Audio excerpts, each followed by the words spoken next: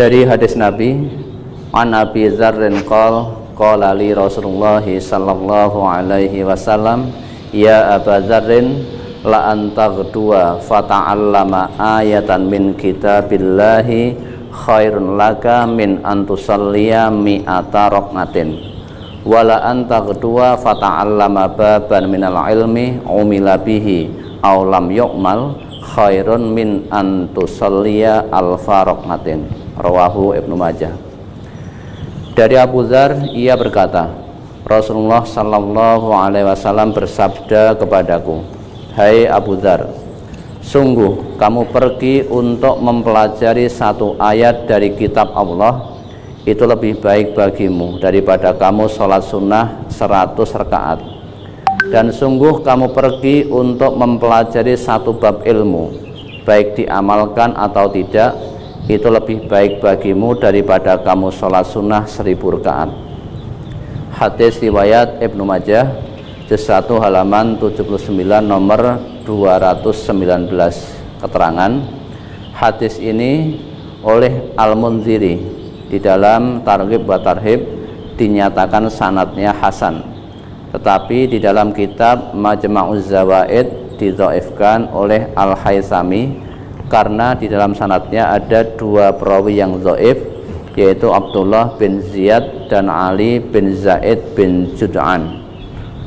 Hadis ini sering kami dengar dengan baik di kajian Ahad pagi maupun di cabang, bahwa pernah disampaikan di Ahad pagi bahwa hadis itu dhaif dan sebaiknya ditinggalkan. Juga pernah disampaikan di cabang itu dhaif, tapi ada hadis yang bersesuaian dengan hadis yang lain. Untuk itu mohon tausiahnya. Loh, udah jelas banget. Jadi hadis itu oleh Al-Munziri dikatakan sanadnya hasan. Hasan itu apa? Baik sanadnya. Namun oleh Al-Haythami di dalam kitab Majma'uz Zawaid dikatakan itu dhaif hadisnya. Kenapa? Karena dalam sanad hadis itu ada dua perawi yang diyakini kedhaifannya. Ini sudah sangat jelas. Panjenengan sendiri tadi ya sudah menyebutkan. Nah, bagaimana sekarang dari hadis tersebut Nabi bersabda kepada Abu Dzar, la antak dua fata'allama ayatun min kitabillahi khairun laka min antusalliya mi'ata raka'atin wa antak dua fata'allama baban minal ilmi khairun laka min antusalliya alfa raka'atin. Jadi hei Abu Dzar, ya, kamu pergi bersungguh-sungguh, kemudian kamu menuntut ilmu. Menuntut ilmu itu lebih baik daripada kamu sholat sunnah 100 rakaat. Nah, kemudian kamu pergi menuntut ilmu bukan hanya ilmu sini, tapi satu bab dari ilmu, entah kamu amalkan entah tidak, itu lebih baik daripada kamu sholat sunnah 1000 rakaat. Nah, seandainya hadis ini tidak ada perselisihan dalam kedhaifannya, artinya sahih, apakah lantas kita tidak akan tunaikan sholat sunnah? Kemudian apakah ketika kita mempelajari ilmu kemudian kita tidak amalkan? Padahal yang namanya ilmu pengetahuan itu butuh pengamalan. Lah bagaimana mungkin punya ilmu kok tidak diamalkan? Al ilmu bila amalin kasyajari bila samroh. Ilmu itu tanpa diamalkan laksana pohon tanpa buah, nggak memberi manfaat apapun.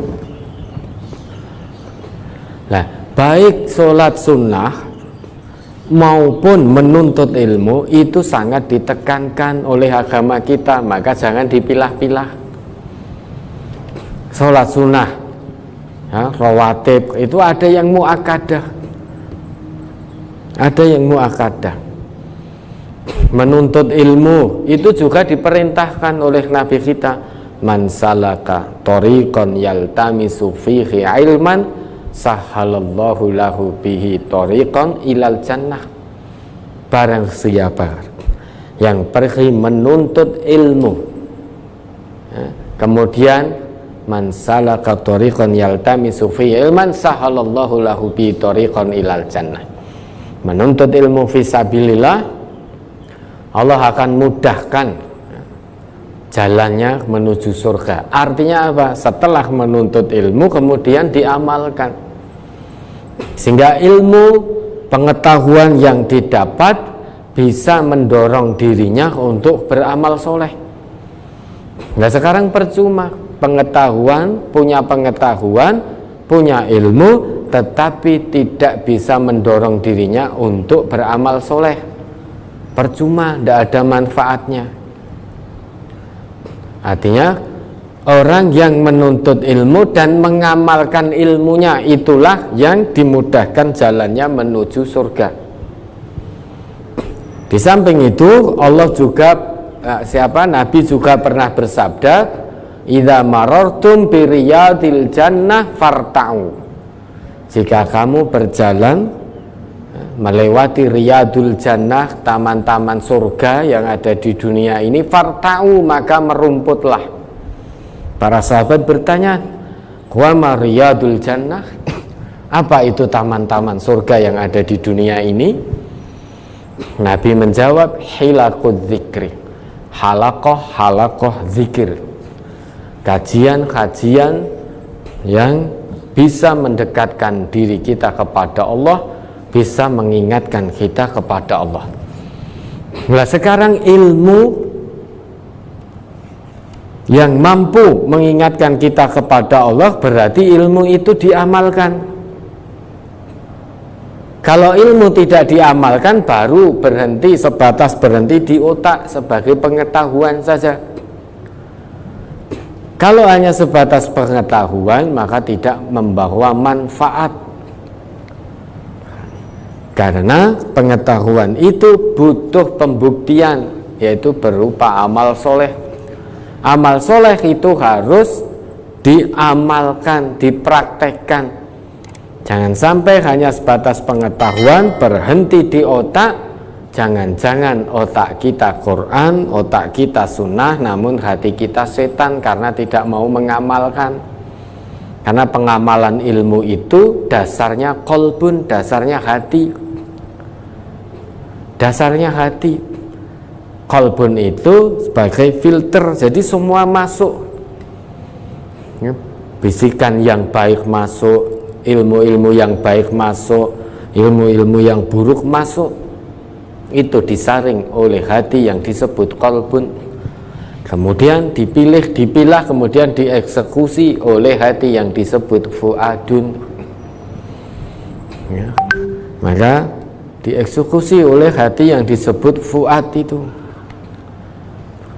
Maka yang dimintai pertanggungjawaban oleh Allah adalah fuad, karena fuad berfungsi sebagai eksekutornya, bukan qalbun. Qalbun ini untuk memfilter, memilah, memilih. Kadang qalbun ini ada bisikan baik, kadang ada bisikan buruk.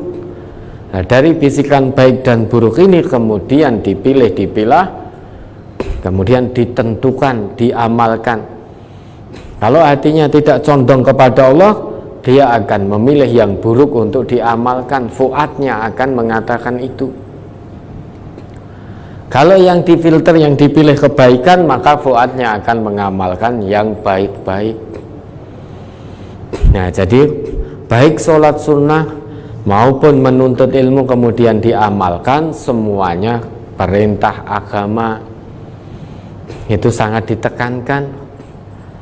Bagaimana kita menuntut ilmu tentang kebaikan sholat sunnah namun kita tidak mau mengamalkan? Apakah kita akan mendapatkan kebaikan dari sholat sunnah yang kita lakukan padahal kita belum mengamalkan? Maka jangan dipisah-pisah. Nah, biasanya manusia itu kalau tahu bahwa menuntut ilmu diamalkan atau tidak itu lebih baik daripada sholat sunnah 1000 rakaat, yang terjadi apa? Yang terjadi hanya sregep ngaji tok, nggak mau mengamalkan, dan apalagi sholat sunnah. Wis mung sregep ngrungokke pengajian, hanya rajin mendengarkan pengajian, hanya rajin mendengarkan tausiah diniyah, namun tidak mau mengamalkan. Padahal dalam kajian-kajian dijelaskan, ya, man kana yu'minu billahi wal yaumil akhir falyakul khairan aw liyasmut. Barang siapa yang beriman kepada Allah dan hari akhir, hendaknya berkata baik. Kalau tidak bisa, diam. Oh, itu ngerti. Oh, teorinya begini, aturannya begini. Selesai dari pengajian, keluar misuh-misuh. Nah, berarti dia tidak mengamalkan ilmunya. Hanya sebatas sregep mendengarkan saja. Kira-kira kalau itu terjadi, maka kita akan milih mana? Milih sregep ngrungokke tok, ora gelem ngamalke. Nggak mau mengamalkan, apalagi mengamalkan sholat-sholat sunnah. Ya, maka jangan dipisah-pisah. Itu semuanya merupakan perintah agama kita. Ya. Kalau ilmu tidak diamalkan, itu laksana pohon tanpa buah, tidak akan memberi manfaat apapun, tidak akan memberi manfaat bagi diri sendiri, apalagi manfaat bagi Islam dan juga umat Islam. Maka laksana pohon tanpa buah. Ya, ada lagi.